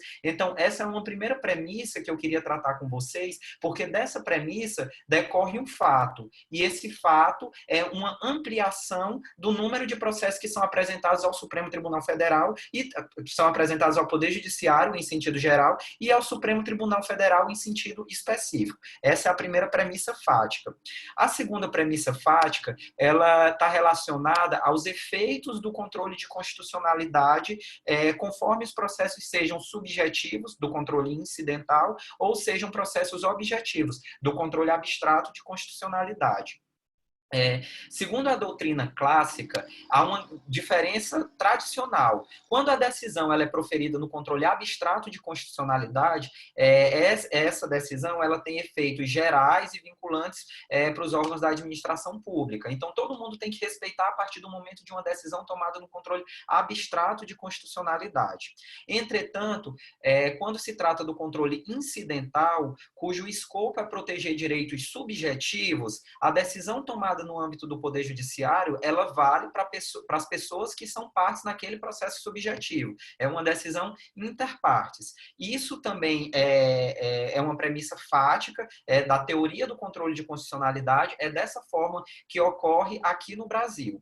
Só que aí eu quero problematizar um pouco esse fato quando a gente junta essas duas premissas fáticas e analisa a situação específica do Supremo Tribunal Federal. O Vinícius bem mostrou aí para a gente, ao longo longo do tempo, como aumentou a demanda do Supremo Tribunal Federal em sede de habeas corpus ao longo dos anos.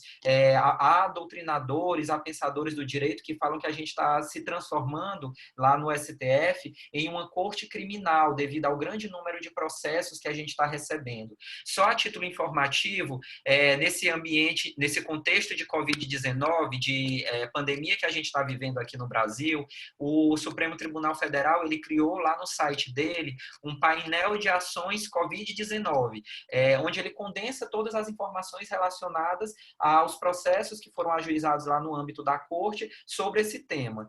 E dos processos que foram ajuizados, que são atualizados a todo tempo, o número já aumentou desde que o nosso curso começou, foram ajuizados quase 2.000 processos no Supremo Tribunal Federal, em 1 mês e meio, aí a partir de quando foi criado esse painel, e desses quase 2.000 processos, quase 1.600 são só processos de habeas corpus. Isso é para vocês verem a expressão dos habeas corpus no âmbito da jurisdição constitucional, tanto dos juízes de primeiro grau, segundo grau, tribunais superiores, mas aí eu estou trazendo esse dado do Supremo Tribunal Federal, porque a minha análise vai se concentrar nele, para vocês verem a quantidade expressiva de habeas corpus que a gente tem lá na corte.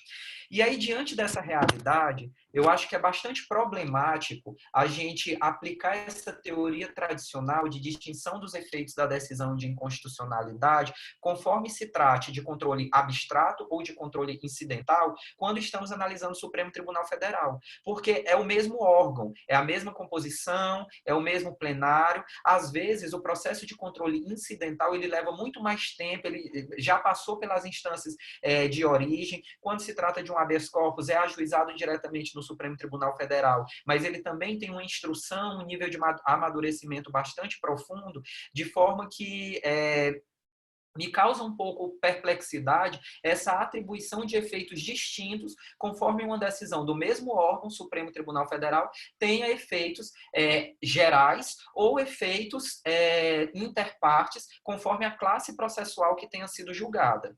E aí, eu queria retomar para o caso da progressão de regime de crimes hediondos, que o ministro Gilmar citou no final da fala dele. É um caso bastante problemático, bastante emblemático, porque ele ilustra uma situação em que uma decisão ela foi tomada em sede de habeas corpus, só que, apesar que, em princípio, tem efeitos interpartes, só que ela expandiu seus efeitos por diversos motivos. Ela expandiu seus efeitos porque quando o Supremo Tribunal Federal julgou esse habeas corpus e declarou a inconstitucionalidade da Lei de Crimes Hediondos que proibia a progressão de regime, ou seja, determinava que o cumprimento de pena ele deveria ocorrer em regime integralmente fechado, o Supremo Tribunal Federal ele fez uma modulação de efeitos também, de modo que outras pessoas que já tinham exaurido a sua pena, já tinham cumprido sua pena, não poderiam invocar a decisão do Supremo Tribunal Federal para uma eventual pretensão ressarcitória por erro do Estado, por cumprimento de pena abusiva. Então, se o Supremo Tribunal Federal ele modulou os efeitos da decisão nesse caso, ele modulou não só para aquele caso concreto da pessoa que tinha impetrado o habeas corpus no Supremo Tribunal Federal, mas também para outros casos que estavam naquela igualdade de situações. E aí esse é um exemplo que mostra que, embora o Supremo Tribunal Federal ainda ostensivamente esteja filiado a essa teoria de distinção de efeitos conforme a decisão seja do controle difuso ou concentrado, na prática ele já tem adotado alguns comportamentos que evidenciam uma espécie de objetivação, de abstrativização das decisões que são tomadas no controle incidental de constitucionalidade. E aí é sobre esses exemplos que eu vou focar a minha análise com vocês. Essa análise, eu esclareço que ela diz respeito à decisão que é tomada em qualquer processo subjetivo, qualquer processo, qualquer ação constitucional de índole subjetiva. Habeas corpus, mandado de segurança, mandado de injunção, habeas data. Só que, como a gente está diante de um curso sobre habeas corpus no Supremo Tribunal Federal, hoje eu vou focar nos casos em que houve essa abstrativização em sede de habeas corpus, mas essa reflexão ultrapassa, vai além dos habeas corpus, serve também para essas outras classes processuais.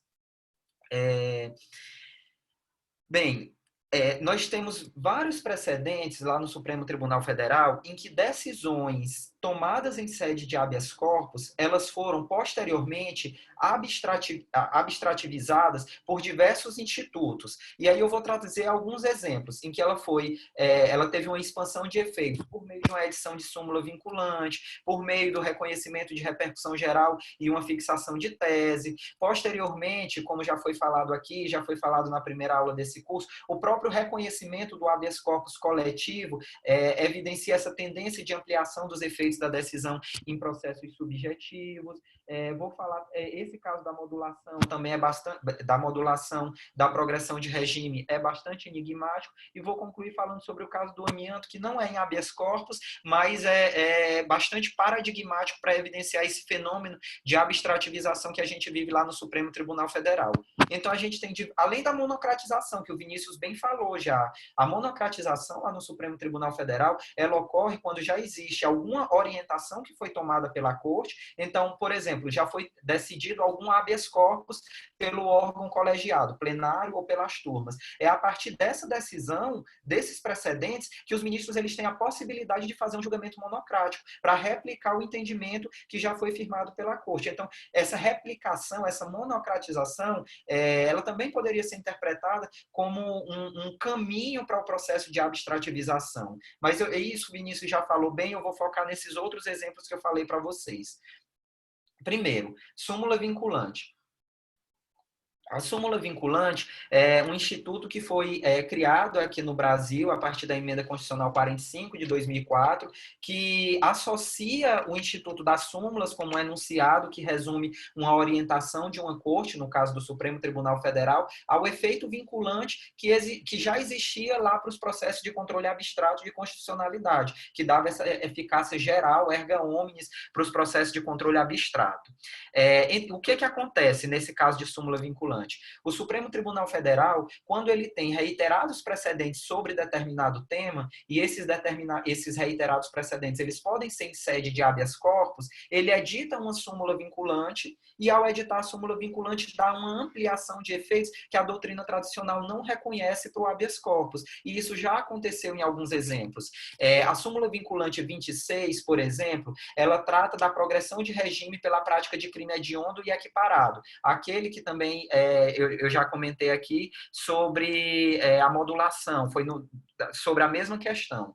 Nesse caso específico, a gente tinha a lei de crimes hediondos, que proibia a progressão de regime, e o Supremo Tribunal Federal, em sede de habeas corpus do ministro Marco Aurélio, veio a declarar inconstitucional essa vedação à progressão de regime, porque ela viola o princípio da individualização da pena. Não obstante essa decisão do Supremo Tribunal Federal, como se trata de uma decisão que, segundo a teoria clássica e segundo algumas manifestações expressas do próprio Supremo Tribunal Federal, só tem efeitos interpartes, houve recalcitrância de diversos juízos quanto à aplicação desse entendimento.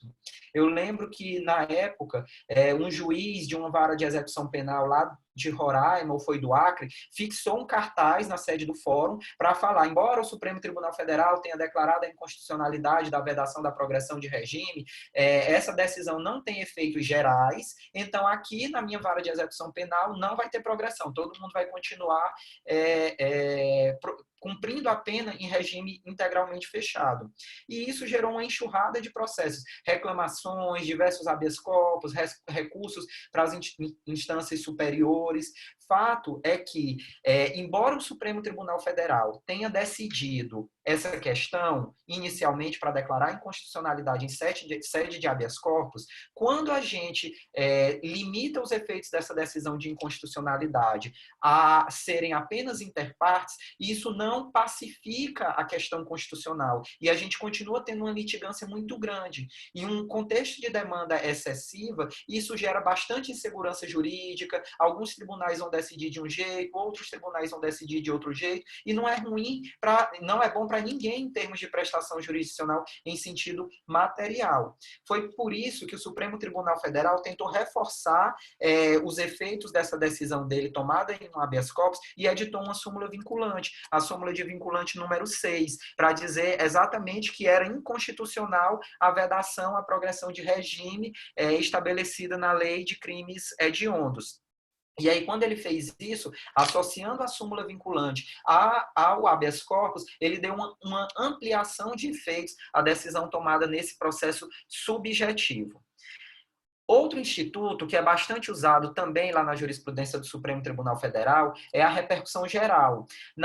A repercussão geral do recurso extraordinário. O recurso extraordinário ele também é um processo subjetivo, é um processo subjetivo que, quando está tratando de direito à liberdade de ir e vir, tem natureza criminal, pode ter tido origem em um habeas corpus, nas instâncias de origem, então é uma ação que acaba chegando lá no Supremo Tribunal Federal. E aí, nessa sistemática da repercussão geral, o Supremo Tribunal Federal adota um mecanismo de racionalização de julgamento, porque se trata de um processo efetivamente subjetivo, um recurso extraordinário.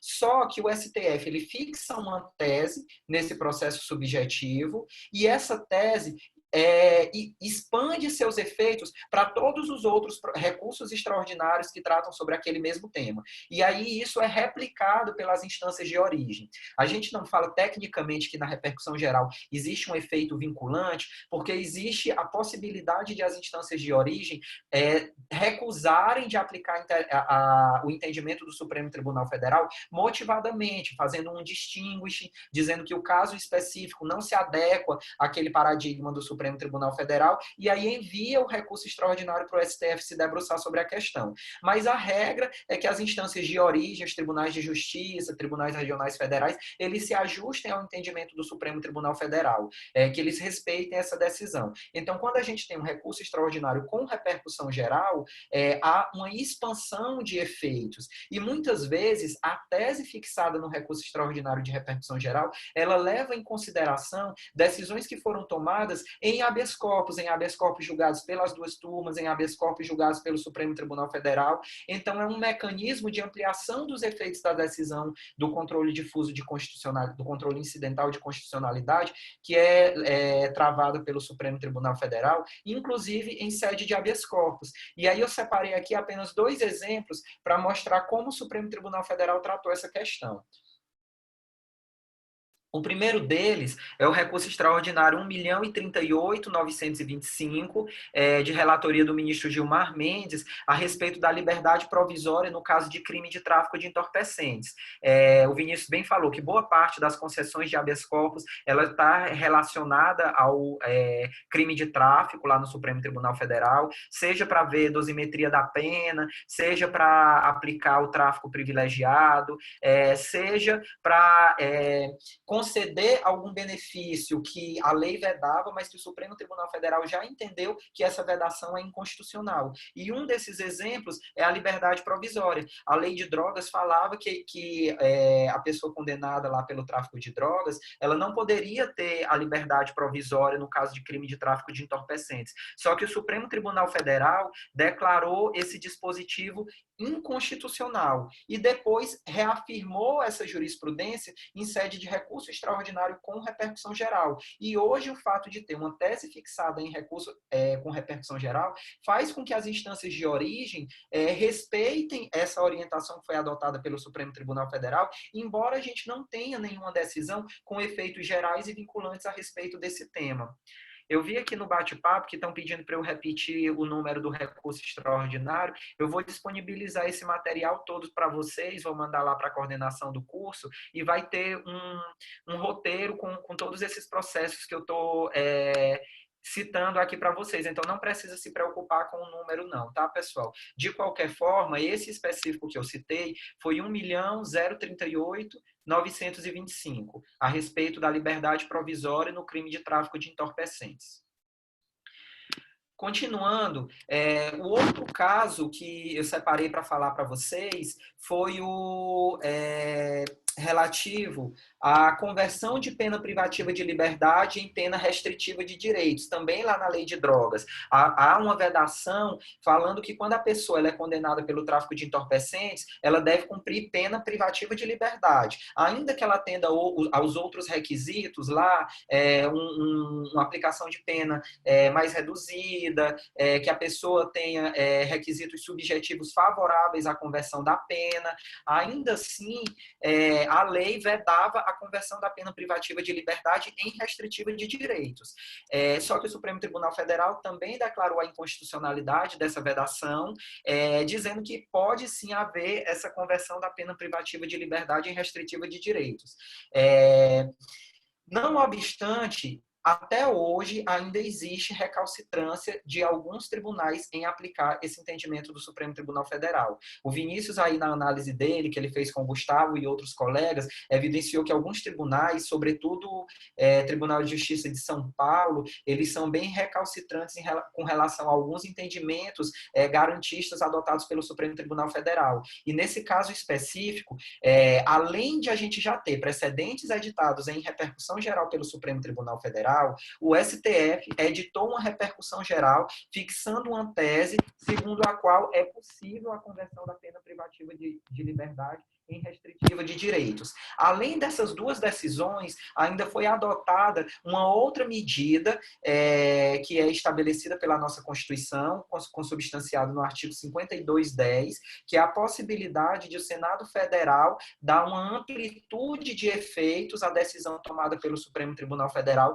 no âmbito de controle difuso, no âmbito de controle incidental. O Senado Federal editou essa resolução sobre esse tema. E ainda assim, existem algumas decisões, como decisões do Tribunal de Justiça lá do Estado de São Paulo, que não fazem a conversão da pena restritiva de direito em pena privativa de liberdade. Alguns não fazem de forma ostensiva, dizendo que é porque é tráfico. Outros tentam fundamentar de uma forma um pouco mais robusta, para não deixar tão claro que é pelo fato de ser pelo cometimento de tráfico, mas destrinchando os fundamentos, fica evidente que é unicamente pelo fato de ter sido o crime ter sido tráfico, porque os outros critérios são favoráveis à conversão da pena restritiva, privativa de liberdade em restritiva de direitos. Então, a gente, por enquanto, falei 2 exemplos para vocês, de ampliação de decisões tomadas no controle incidental no âmbito do Supremo Tribunal Federal. O STF julga um habeas corpus e depois edita uma súmula vinculante para dar essa ampliação de efeitos, ou o STF julga habeas corpus, invoca esse entendimento e decide o caso em um recurso extraordinário com repercussão geral. E aí ele também dá essa amplitude de efeitos. Outras medidas que podem ser adotadas pelo Supremo Tribunal Federal. Essa eu vou falar rapidamente, é o reconhecimento da possibilidade de um habeas corpus coletivo. Isso aconteceu recentemente na jurisprudência do Supremo Tribunal Federal, no que diz respeito ao habeas corpus coletivo de mulheres grávidas e mães de crianças de até 12 anos.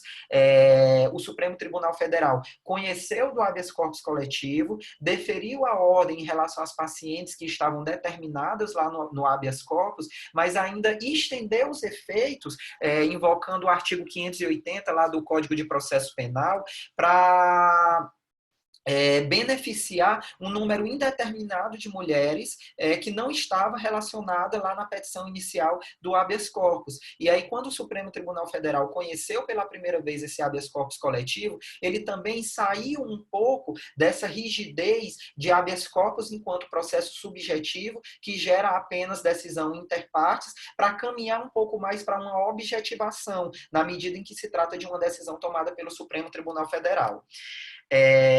O outro exemplo que eu separei para falar para vocês foi a modulação de efeitos. Quando o Supremo Tribunal Federal adota modulação de efeitos em um habeas corpus ou em qualquer processo subjetivo, como ele adotou nesse caso específico sobre a vedação à progressão de regime dos crimes hediondos, que eu já comentei com vocês para poder enganchar com a fala do ministro Gilmar Mendes, ele está expandindo os efeitos da decisão de inconstitucionalidade dele para outros processos além daquele processo subjetivo em que foi tomada a decisão. E, finalmente, eu separei um caso que é bastante interessante na jurisprudência do Supremo Tribunal Tribunal Federal, e eu tomo a liberdade de citar ele, apesar de não ser uma questão criminal, porque ela vem arrematar, na minha opinião, essa questão a respeito da expansão de efeitos da decisão que é tomada no controle abstrato de constitucionalidade. Essa decisão, ela diz respeito ao caso amianto. O que aconteceu nesse caso? A gente tem uma lei federal que trata do amianto, que é uma substância que é muito utilizada na construção de civil, para fabricação de telhas, fabricação de caixas d'água, etc. Nós temos uma lei federal que regula a exploração de amianto aqui no Brasil. E segundo essa lei federal, é possível a exploração de amianto branco, o amianto chamado crisotila, porque seria um tipo de amianto menos agressivo. Há estudos internacionais, e aqui no Brasil também, que falam que o amianto é uma substância muito agressiva para o ser humano, que é uma substância cancerígena, quando as pessoas estão trabalhando, que raspam o pó e que inalam, isso tem um efeito cancerígeno nos pulmões muito devastador. E aí diversos países já proibiram a utilização de amianto. Aqui no Brasil, a lei federal optou por permitir a utilização de amianto branco. Só que algumas legislações estaduais, elas foram mais rigorosas, elas foram mais restritivas e proibiram a exploração de todo e qualquer tipo de amianto para promover a proteção do direito à saúde da população. É mais ou menos o que a gente está vivendo agora nesse contexto de pandemia, de Covid-19. A gente tem algumas medidas que são tomadas pelo governo federal e tem outras medidas que são tomadas pelos governos locais, estaduais, que são mais restritivas. E aí o Supremo Tribunal Federal é chamado a se pronunciar sobre esse conflito federativo para dizer qual norma deve prevalecer quando elas entram em conflito. Voltando para o caso do amianto, isso foi bastante interessante, porque no julgamento da inconstitucionalidade dessa lei federal, que permitia o uso do amianto crisotila, o ministro Dias Toffoli ele estava impedido de julgar o caso, porque já tinha atuado enquanto advogado-geral da União. Então, sobraram 10 ministros e a votação terminou 5-5. Como a votação terminou 5-5, não foi possível declarar a inconstitucionalidade dessa lei federal. Ficou uma decisão lá do Supremo Tribunal Federal que foi proclamada no seguinte sentido: por ausência de quórum suficiente para a declaração de inconstitucionalidade, o STF julga improcedente a demanda. Só que aí depois existiam outras ações diretas de inconstitucionalidade estaduais relativamente às leis locais, leis que tinham sido editadas por São Paulo, por Pernambuco, pelo Rio de Janeiro, e essas leis elas foram questionadas no Supremo Tribunal Federal também. E aí quando o STF foi julgar essas ADIs contra as leis estaduais, em sede de controle de constitucionalidade do direito estadual, ele declarou incidentalmente a inconstitucionalidade da lei federal, da lei que não alcançou maioria para declarar na ADI contra essa própria lei federal. E quando ele fez isso, ele fez essa declaração de inconstitucionalidade com efeitos erga omnes e vinculantes. Isso está expresso lá na proclamação do resultado na Corte pelo Supremo Tribunal Federal. E quando ele fez isso, ele reconheceu expressamente, de uma maneira mais ostensiva, algo que ele não tem feito até então, apesar de a prática demonstrar o contrário, de que as decisões tomadas em controle incidental, elas não são só interpartes. A gente está caminhando para um reconhecimento de que essas decisões elas geram efeitos pelo menos ultrapartes, que vão além das partes que estão envolvidas naquele processo. E aí essas foram as principais reflexões que eu trouxe sobre esse tema para vocês. Eu acho que em um contexto de grande massificação das demandas que nós vivemos, inclusive no âmbito do Supremo Tribunal Federal, é preciso que a gente adote algum mecanismo de racionalização. E eu acho que o reconhecimento de efeitos ultrapartes para as decisões que são tomadas em sede de controle incidental de constitucionalidade é um bom caminho para essa racionalização. Nesse contexto de Covid-19, se nós recebemos quase 1.600 processos, se vocês levam em consideração, em 1 mês e meio, e se a gente leva em consideração, dividido aí nas contas que o Vinícius fez, tira a presidência, divide por 10 ministros, fica 160 processos quase em 1 mês para cada ministro analisar. Habeas corpus só que eu estou falando, fora todas as outras classes. Isso inviabiliza demasiadamente a atividade do Supremo Tribunal Federal, e isso gera insegurança jurídica fora da corte e até dentro da corte, porque às vezes quando a gente tem uma monocratização, um ministro acha que o precedente do plenário autorizou ele a decidir de uma forma, outro ministro acha o contrário. A gente tem algumas decisões lá no Supremo Tribunal Federal em que a primeira turma decide de um jeito, a segunda turma decide de outro jeito, e isso não é bom para a prestação jurisdicional em sentido material. Então, eu acho que uma forma de enfrentar esse problema da massificação de demandas no Poder Judiciário e, sobretudo, no Supremo Tribunal Federal é a gente caminhar para o reconhecimento de efeitos ultrapartes no controle incidental de constitucionalidade, pelo menos no âmbito do Supremo Tribunal Federal. A gente está avançando agora para um reconhecimento de teoria de precedentes vinculantes com base no novo CPC, isso ainda é incipiente. A gente não adotou aqui no Brasil a teoria do stare decisis, lá do direito norte-americano, apesar de ter adotado o controle incidental de constitucionalidade, e é por conta disso que, na minha opinião, a gente tem vários problemas na jurisdição constitucional. Mas isso seria tema para uma palestra autônoma. Eu acho que, independentemente desse caminho incipiente que a gente está seguindo com o novo CPC, pelo menos no que diz respeito à jurisprudência do Supremo Tribunal Federal, embora a Corte não assuma ostensivamente, salvo nesse caso do amianto, de que há uma correlação de efeitos da decisão do controle incidental e do controle abstrato de constitucionalidade, a prática por diversos institutos, como súmula vinculante, repercussão geral, modulação de efeitos, admissão de intervenção de terceiros e etc., tem demonstrado que o caminho é esse que a gente está seguindo, e cedo ou tarde isso vai ser reconhecido ostensivamente pelo Supremo Tribunal Federal. Se vocês tiverem interesse em aprofundar as reflexões sobre o tema, eu publiquei um artigo sobre esse assunto na revista da Associação Brasileira de Direito Constitucional, em coautoria com o professor Gilmar Mendes, e isso tem uma disponibilização livre, está aberto aí, basta procurar no Google, e também foi o tema que eu abordei nesse livro que os meninos já comentaram, Habeas Corpus no Supremo Tribunal Federal, em que eu foco especificamente na questão do habeas corpus, na ampliação dos efeitos da decisão de inconstitucionalidade do habeas corpus. E aí, lá no perfil que o Gustavo falou para vocês, o Pensando em Habeas, vocês também podem me encontrar, eu sigo lá esse perfil, JS Carvalho Filho, no Instagram, e lá a gente pode continuar essas reflexões, vocês podem ver o grupo de pesquisa, onde eu conduzo reflexões sobre direito constitucional também, que é o grupo de pesquisa chamado Erga Omnes, Justiça Constitucional para Todos, e aí a gente continua essa interação. Eu concluo agradecendo mais uma vez pelo convite para estar aqui. Obrigado, professor Marcelo.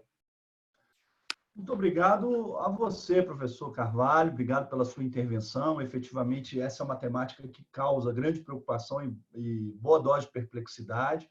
Nós tivemos até uma situação bastante específica com a questão da execução provisória da pena, né, envolvendo o habeas corpus do ex-presidente Lula, depois o julgamento das ADCs, que efetivamente envolvem essa temática, imagino eu. Eu não sei se o professor Vinícius, o professor Gustavo, a professora Mariana gostariam de acrescentar alguma coisa, se há algo mais que precisa ser dito. Só agradecer bastante, professor, aproveitar a sua presença nesse encontro para agradecer pessoalmente o senhor e dizer a todos que o IDP apoia, é muito bom ser professor do IDP, porque o IDP apoia todas as iniciativas que a gente toma. Pessoalmente, o senhor apoiou bastante essa, e isso só é possível essa realização aqui hoje graças ao apoio do IDP e pessoalmente do senhor.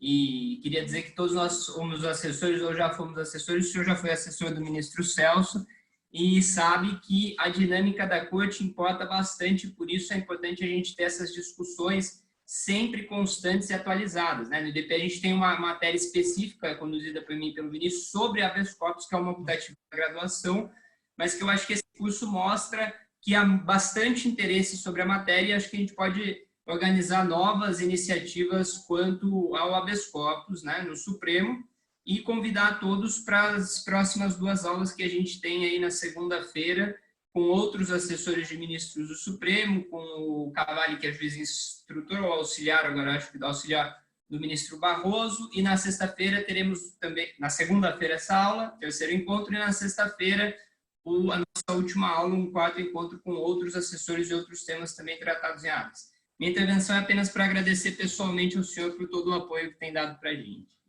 E quem quiser continuar essa discussão fora daqui, siga nosso perfil lá para discussões no Instagram, que é Alcançando IABS.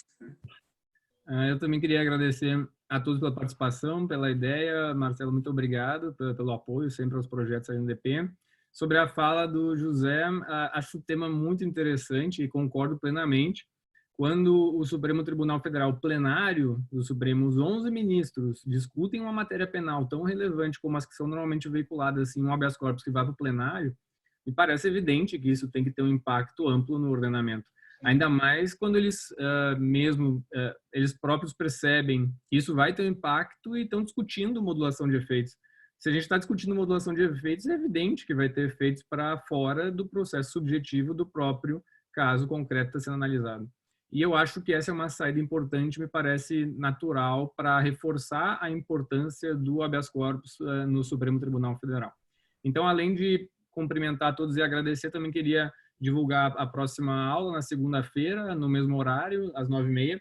Vão participar o Marcelo Cavalli, que é juiz federal, doutor pela USP, e agora é juiz no gabinete do ministro Barroso. Ele vai falar sobre insignificância e aplicação da insignificância em habeas corpus no STF. Também o Rafael Ferreira de Souza, que é assessor no ministro Marco Aurélio, no gabinete do ministro Marco Aurélio, que vai tratar questões relacionadas a drogas, e o Caio Salles, que também é assessor no ministro Marco Aurélio. Acho que ele vai também tratar dessas questões relacionadas sobre habeas corpus, drogas e outros temas que a gente tratou no livro de habeas corpus. Então, só queria agradecer a todos, foi um prazer. Eu que agradeço, Vinícius, agradeço imensamente a você, ao Zé Carvalho, ao Gustavo, à Mariana, aos organizadores desse evento. Para nós é um prazer, uma satisfação imensa poder apoiar e contribuir ainda que minimamente para esse trabalho que vocês estão fazendo e poder divulgar essa pesquisa, sobretudo essa pesquisa que vocês brilhantemente conduziram. Eu queria também agradecer imensamente a participação de todos aqueles que nos assistiram. Nós chegamos a ter mais de 200 pessoas acompanhando o seminário de vocês, o que mostra a alta relevância dos temas aqui tratados e o interesse que eles despertam. O IDP é uma casa de pesquisa, é uma casa de estudo, é uma casa de dedicação ao aprendizado do direito e, por isso, a gente se sente na obrigação de apoiar e incentivar estudos tão bem feitos e profissionais tão qualificados como vocês. Então, os agradecimentos, na verdade, são nossos. Em nome da instituição, pelo trabalho, pelo carinho de vocês e pela possibilidade de nos deixar participar disso. Sem ter mais nada a acrescentar, eu gostaria de novo registrar os meus agradecimentos aos professores, agradecer a você, Mariana, também, pela sua participação, pela sua presença, e encerrar o nosso trabalho aqui, o nosso seminário, hoje, e teremos mais na semana que vem, como o Vinícius muito bem colocou. Um bom dia a todos e, novamente, muito obrigado. Ótimo, obrigado. Tchau, tchau. Um abraço a todos. Abraço a todos.